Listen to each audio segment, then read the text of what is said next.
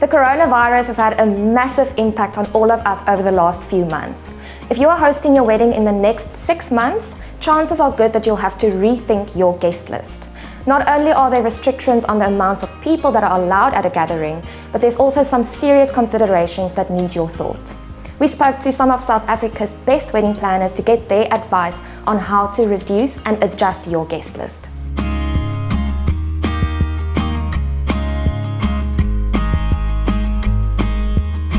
I foresee it to be much more intimate, much smaller, much less guests traveling to attend a wedding. At this stage, you can host gatherings for 50 people. But I would say, if you need to decide on your guest list, work backwards. Start with your minister, cum marriage officer, photographer, videographer. Will chefs be present in the venue or are they separate? Then you have your sound technician, you possibly have a DJ, you might want a 5-piece band, which is really silly because you're taking up 5 people. So I would say keep the service professionals small. You will find that some people are absolutely important to have there. You want your family there, you want your siblings there, you want your closest friends there, but we always talk about the A, the B and the C list. So that's probably something that you should literally do, the A, B and the COVID list kind of thing.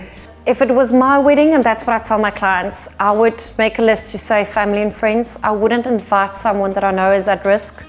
I wouldn't invite maybe granny. I would maybe have a Zoom call or a Skype call so granny can view the wedding online.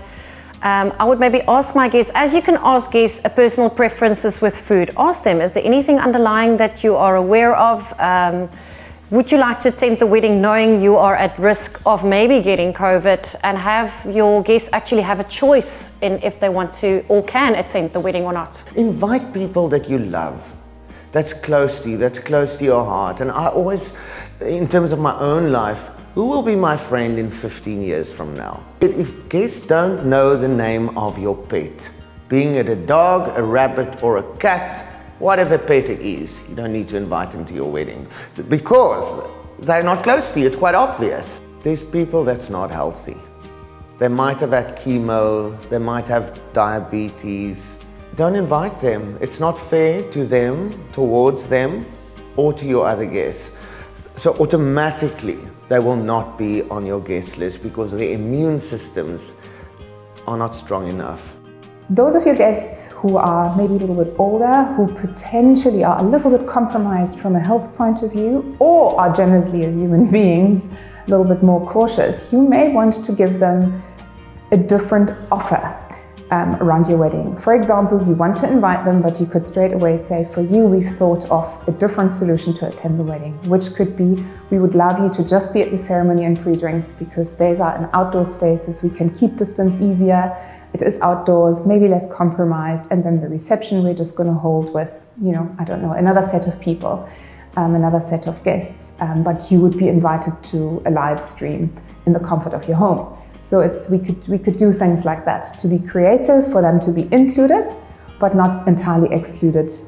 Some of the guests attend the ceremony, with the 1.5 meter safe distancing and have a picnic-styled snack, and then have a second reception inside the venue and have the other half of your guests attend. I think the most important question to you as a couple is, who are the people that mean the most to you, and maybe exclude work colleagues and friends and stick to family. Families live in clusters, and you can safely seat a family at a table with mother, father and kids, and not need to worry too much about the physical distancing because they live together at home and they'll travel together. I know grannies and aunties, they make the wedding and they're very passionate about the big day, and if they needed to be involved and be part of the big day, we've had our couples discuss live streaming the wedding, which we've had an amazing response on, and our photographers, videography team, they all plug in, and our sound people set up the technicalities at the reception so that your guests can literally be part of your wedding day. And this has been a trend recently.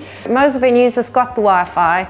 You can get an IT company and to either stream or screen the wedding for Granny, and Granny can actually be there virtually. So it's not an ideal answer, but at least they're there. As always, that was great advice from the experts. Later this week, we'll continue the conversation about the impact that COVID has on your wedding. We'll chat about moving your wedding date to 2021.